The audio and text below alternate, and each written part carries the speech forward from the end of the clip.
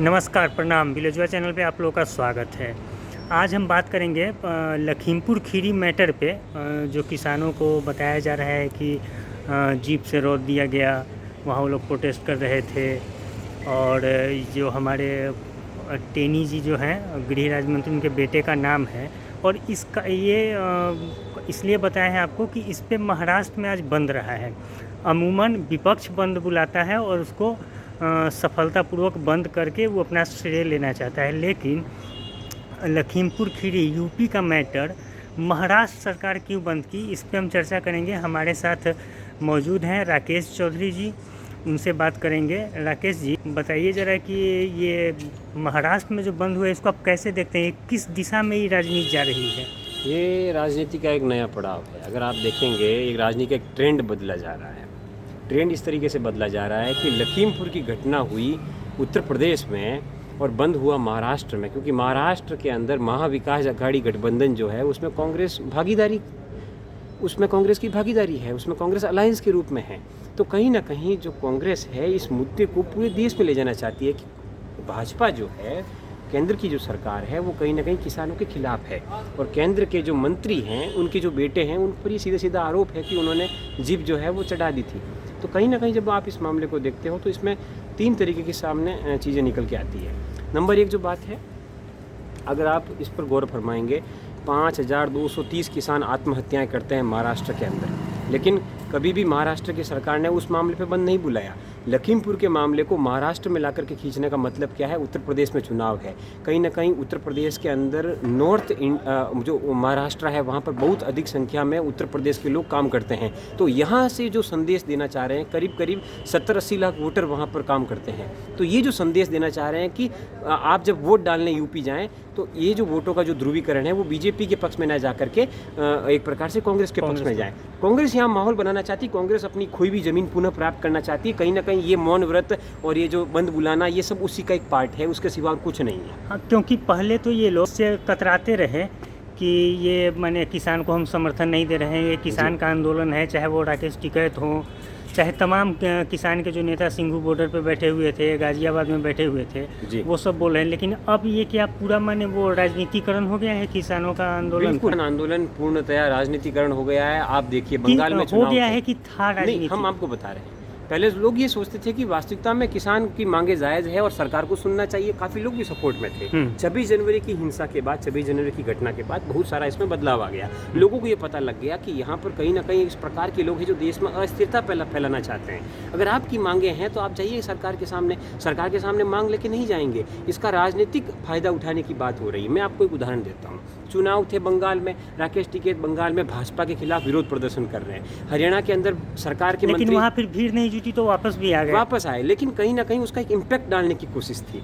आप देखिए ना, हरियाणा के अंदर सरकारी कार्यक्रम के अंदर किसान पहुंच जाते धरना प्रदर्शन करने। आपकी मांग है, सुप्रीम कोर्ट भी कहीं ना कहीं सवाल खड़े कर रहा है इस सब मामले पर। तो कुल मिलाकर के ये जो पॉलिटिक्स जो इसकी थी, ये अब बाहर आ चुकी है। ये शुरुआत में था लेकिन लोगों को पता नहीं था, लेकिन अब लोगों को भी इसका ज्ञान हो चुका है कि वास्तविकता में जो किसान आंदोलन है कहीं ना कहीं राजनीतिक उद्देश्य के द्वारा किया जा रहा है, इसके सिवा उसका कोई मतलब नहीं है।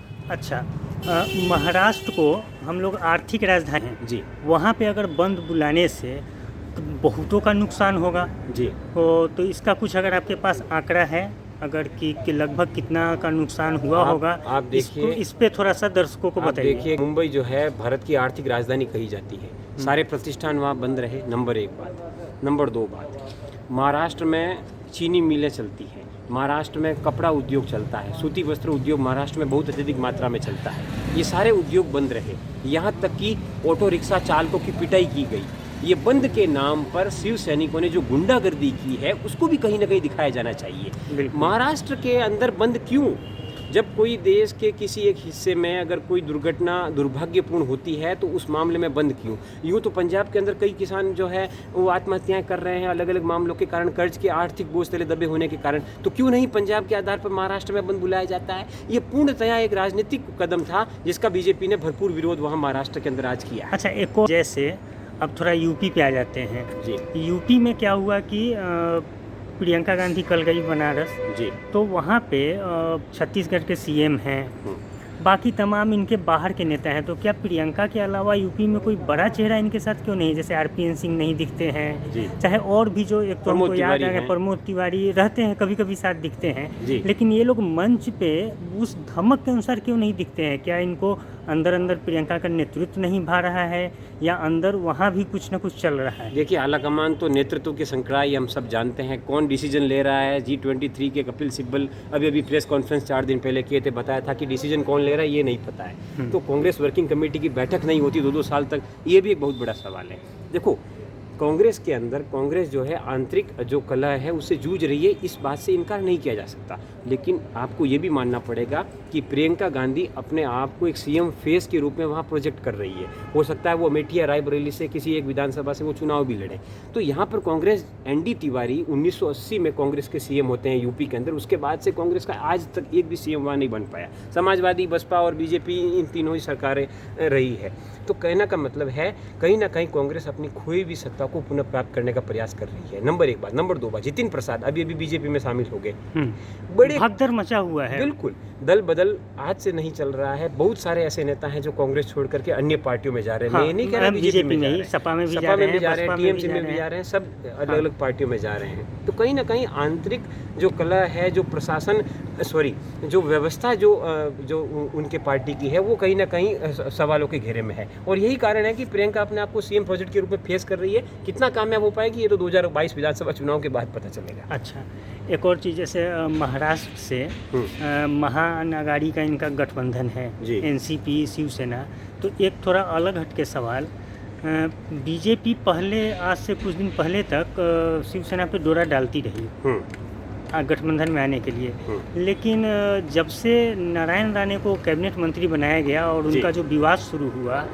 उसके बाद से क्या बीजेपी शिवसेना को उसी खेमे में रहने देना चाह रही है बीजेपी? क्योंकि जब नीतीश कुमार का मैटर था, जब नीतीश कुमार इन लोगों के महागठबंधन में थे बिहार में, तो बीजेपी उनको वहाँ से निकाल ली, क्योंकि एक नेता वहाँ से एक अच्छा, जिसका मैंने पूरे भारत में लोग जानते हैं और उनका नेतृत्व लोग बिहार में देखा है, इस कारण से उनको वहाँ से बीजेपी निकाली।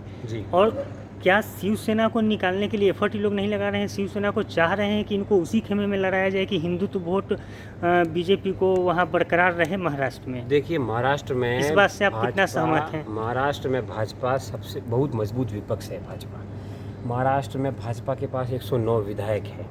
सबसे महत्वपूर्ण बात है, शिवसेना कहीं ना कहीं एक सीएम का जो एक मुद्दा था, उसके आधार पर उन्होंने एनसीपी और कांग्रेस के साथ गठबंधन किया। कांग्रेस वहाँ चौथे नंबर की पार्टी है। कांग्रेस ऐसा नहीं है कि महाराष्ट्र में भी बड़ी मजबूत स्थिति में है।